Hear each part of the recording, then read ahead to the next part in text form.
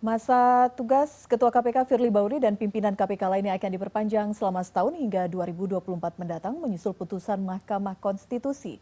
Putusan MK ini menuai banyak kritik dari berbagai pihak apalagi ditenggarai berkaitan dengan pemilu 2024.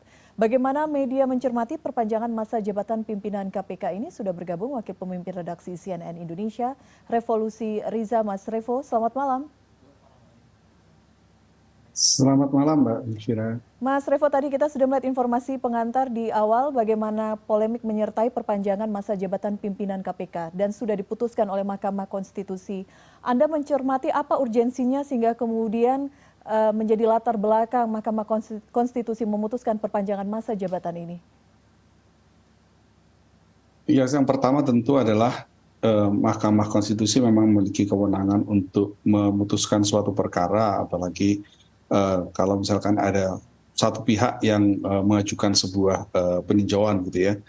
Dan ketika keputusan itu sudah diputuskan oleh Mahkamah Konstitusi, tentu secara hukum maka harus kita semua harus taat kepada hukum. Tapi memang ketika kita melihat keputusan tersebut, ketika apa yang diajukan gugatannya oleh Wakil Ketua KPK Nurul Gufron gitu ya, dan kemudian keputusannya adalah salah satu yang termaktub adalah masa perpanjangan masa jabatan dari pimpinan dan pengawas KPK menjadi 5 tahun, maka kemudian banyak pihak yang mempertanyakan keputusan ini gitu. Kenapa kemudian kok harus diperpanjang? Apalagi kemudian dikaitkan dengan tahun politik seperti sekarang gitu ya. Beberapa pihak kemudian mempertanyakan apa urgensinya masa jabatan pimpinan KPK ini dari 4 tahun menjadi 5 tahun. Kemudian dilakukan di tengah masa tengah menuju pemilu 2024 misalnya.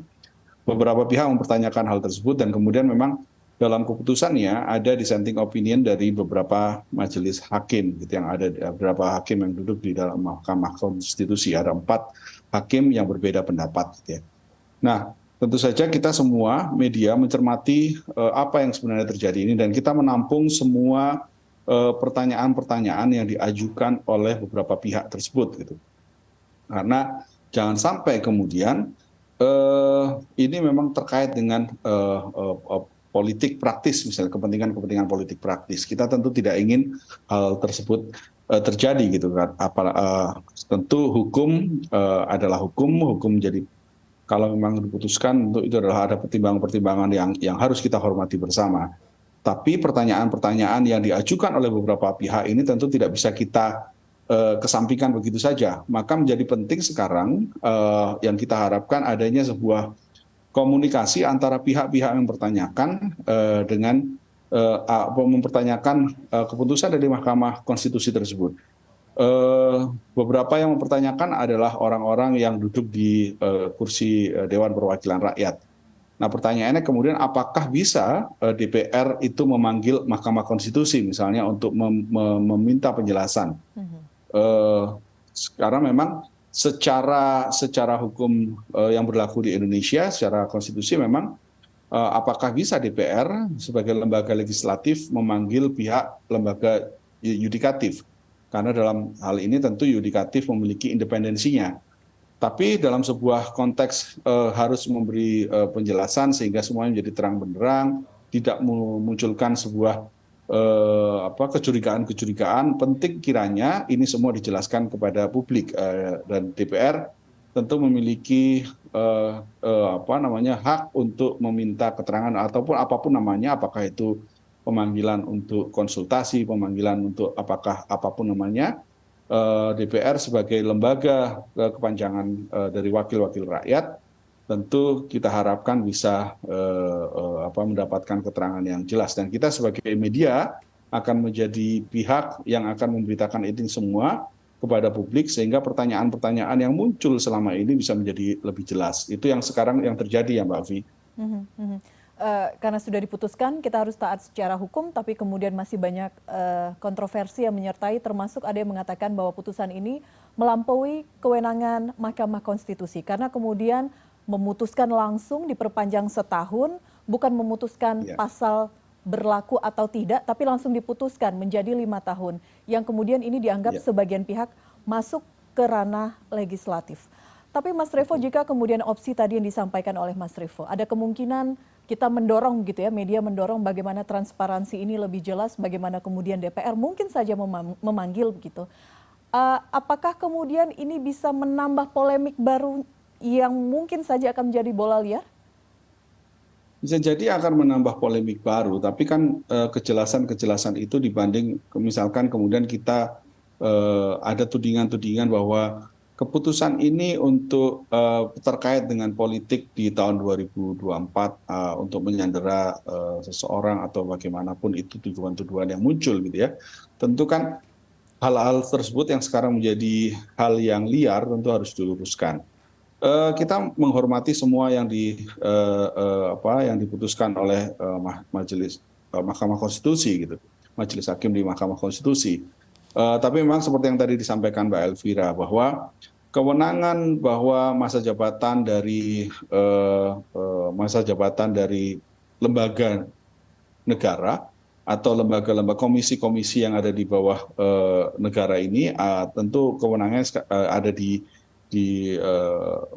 undang-undang yang tentu saja undang-undang itu dibentuk salah satunya melalui proses di Dewan Perwakilan Rakyat gitu ya. Namun karena itulah kemudian ketika spekulasi-spekulasi itu beredar, penting kiranya kita semua bisa mendengarkan sebenarnya ada apa. Apalagi memang ada pihak-pihak yang dissenting opinion dalam keputusannya gitu ya. Ada 4 hakim MK yang berbeda pendapat dan tentu keempat ini juga orang-orang yang selama ini kita tahu kredibilitasnya tentu juga memiliki landasan-landasan dalam kerangka keputusan mereka gitu. Nah ini jangan sampai kemudian memang polemik perpanjangan masa jabatan yang sekarang berlaku dan apakah kemudian ada juga yang mempertanyakan apakah ini berlaku surut atau memang masih akan berlangsung bisa berlaku nanti ketika pimpinan tahun depan gitu ya setelah Desember 2023 apakah seperti itu. Ini kan masih semuanya masih ada yang berpendapat berbeda-beda, maka itu penting supaya ini tidak berubah menjadi bola liar perlu dijelaskan. Saya pikir antara yudikatif, legislatif, dan eksekutif ini dalam cara pandang harus sama gitu. Ada kesamaan cara pandang. Kalau misalkan di atas itu kemudian berbeda-beda, kita publik tentu akan bingung ya. Ini kita akan pendapat mana nih yang paling betul gitu. Di satu sisi kita masyarakat kita semua harus menghormati keputusan-keputusan dari majelis yang ada di Mahkamah Konstitusi.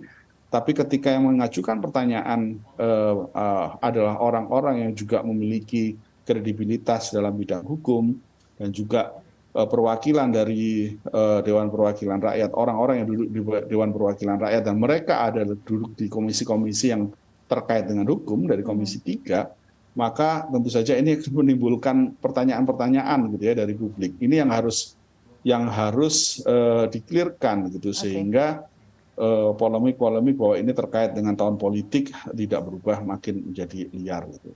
Oke, harapannya tidak menjadi bola liar dan terus dikawal oleh media. Wakil Pemimpin Redaksi CNN Indonesia, Revolusi Riza. Terima kasih Mas Revo, catatan Anda dalam editorial View malam ini. Selamat malam. Selamat malam.